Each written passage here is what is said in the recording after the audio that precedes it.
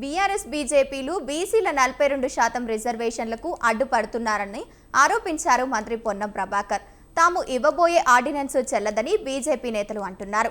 అంటే బీజేపీ నేతలు బీసీ రిజర్వేషన్లను వ్యతిరేకిస్తున్నారా అని ప్రశ్నించారు. బీజేపీ వాళ్ళు బీసీలకు న్యాయం చేయరు, తాము చేస్తే ఒప్పుకోరా అని మండిపడ్డారు. బీసీ నాయకుడిని దించి అగ్రవర్ణాల నాయకుడిని అధ్యక్షుడి చేసిన చరిత్ర బీజేపీది అన్నారాయన.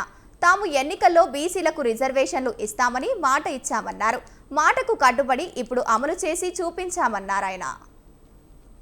అరే కనీసం ఇప్పుడున్నటువంటి చాలా మంది పేర్లు తీసుకోదలుచుకోవాలి, ఎందుకంటే వాళ్ళు కూడా మా బలహీన వర్గాల బిడ్డలే. వాళ్ళని అడుగుతా ఉన్నా, టీఆర్ఎస్ అధ్యక్ష పదవి, కార్యనిర్వాహక అధ్యక్ష పదవి, శాసనసభాపక్ష నాయకుడు ఎక్కడ కూడా బీసీ ఎస్సీలు అర్హులు లేరా? వాళ్ళకేమో అయ్యే చేత కాదు, కానీ ఆ పార్టీలను న్యాయం చేయలేక, న్యాయం అడగలేక, న్యాయం అడిగేటువంటి పరిస్థితి ఆ పార్టీలో ప్రజాస్వామ్యం లేక తెలంగాణ కాంగ్రెస్ ప్రజా పాలన ప్రభుత్వం బలహీన వర్గాల కొరకు ఇంత ఒక చారిత్రాత్మక నిర్ణయం తీసుకొని ప్రజాస్వామికంగా న్యాయపరంగా ముందుకు పోతుంటే ఎందుకు ఈ సందర్భంగా అడ్డంకులు చేస్తా ఉన్నారు? కాలుకు నరసుడు కాళ్ళల్లో కట్టెబెట్టినట్టు. అరే వీలైతే చేతనైతే ఒక న్యాయపరమైన, సామాజిక పరమైన, రాజకీయపరమైన సలహా చెప్పండి.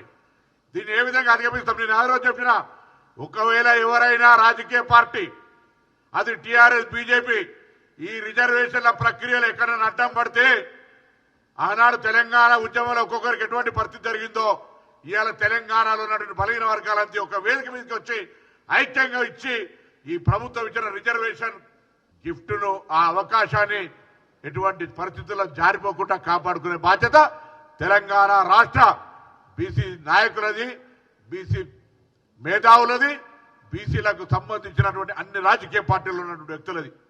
ఇంతకంటే ఏం చేయమంటారు అడుగుతానా?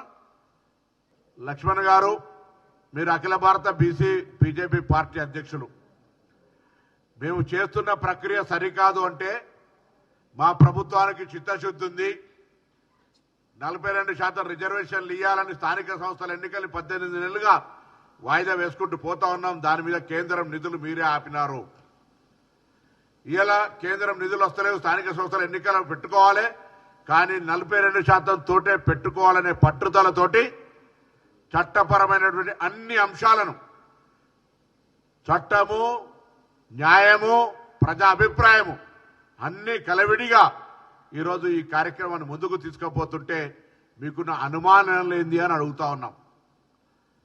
మీకున్నటువంటి అభిప్రాయాలు ఏంది బలహీన వర్గాల పట్ల? మొన్న కూడా మేమందరం కూడా ప్రెస్ కాన్ఫరెన్స్ చేసే సందర్భంలో ఏది ఏమైనా సరే రిజర్వేషన్లు కాపాడుకోవడానికి అన్ని కుల సంఘాలు ఆనాడు తెలంగాణ సాధన కొరకు ఏ విధంగా జాయింట్ యాక్షన్ కమిటీలు ఏర్పడ్డాయో అదేవిధంగా ఏర్పడి మళ్ళీ కాపాడుకుంటాం. ఎవరు కూడా కడుపుల కత్తులు దాచుకొని అలుపుకునే ప్రయత్నం జరగద్దు. రాజకీయ పార్టీల తాబేదారులుగా మారకండి. మీరే బలహీన వర్గాలు బీజేపీలో ఉన్నా, టీఆర్ఎస్ లో ఉన్నా, మీ నాయకత్వాన్ని ఒప్పించండి.